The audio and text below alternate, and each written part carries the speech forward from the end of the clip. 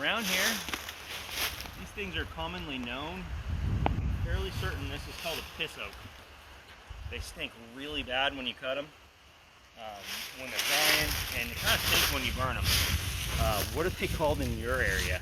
Or correct me, if you know this is a different type of tree, let me know. Anyway, if you take a look, let's see, on this side, come over here and take a look at this side. This tree's leaning hard, and look at this. It looks like vertical cracking all the way up. I suspect that this probably is hollow as well. It's leaning out this way. I would like it to go a little bit more to the right. I'm gonna land it basically on the pile, I hope. But a little bit more to the right of the pile. So that's my goal. I'm gonna cut it down low because I don't see any cracking down there. And when I do the back cut, I'm gonna try to cut it quick because this could definitely barber chair.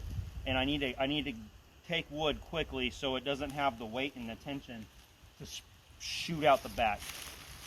So, honestly, I might even bore it. I'm actually going to bore it because I think that would actually be a safer way to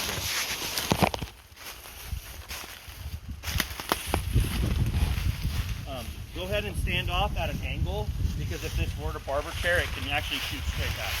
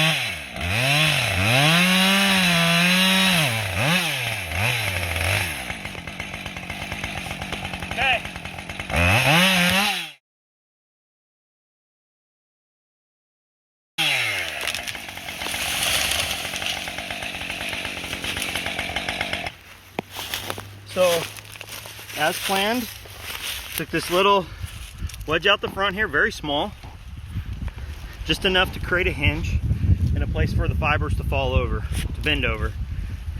Bored in this way. I came in on this side of this tree because there was weight on that side. You don't want to cut from, I believe that would be referred to as the low side of the tree. I was cutting on the high side. Came in here. You can see these marks. That's the tip of my bar coming in, and then I had to work around this tree. I had to come in and then go across. Went parallel with my edge. I kept my sights aimed where I wanted to, and then once I was through, then it was just an issue of cutting this portion right here off. That's the trigger. As soon as I got close to back here, you can see the fibers pulled. This tree was held up by that much wood.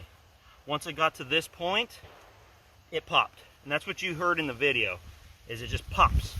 The reason why we did that is if I would have started back cutting from here, here, this tree may have started to bend over. Weight would be bending over, and there was those vertical cracks going up the trunk of this tree. At that point, this tree could fold over, that crack could split up instantly, and it could shoot straight back. Because you never know what's going to happen with a tree.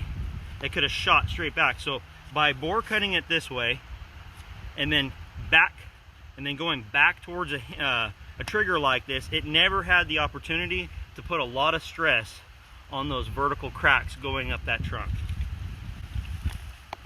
And that's how that works. Now, this is the Husqvarna 545. This saw is, they consider it kind of a farm and ranch saw, but it's essentially the same exact saw as a 550 XP. It's just detuned a little bit. I believe displacement's identical. It doesn't rev as much.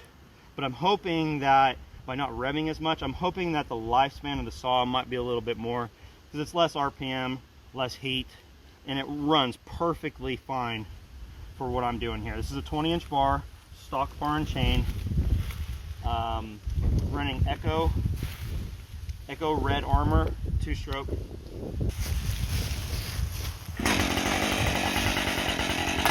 Extremely easy. This is extremely easy to start. This has a little bit of an assist on the starter. So there's no decomp valve on here. It doesn't need it. I don't think the 550 would need it either. It's a 50cc saw. But this thing is very easy. I'm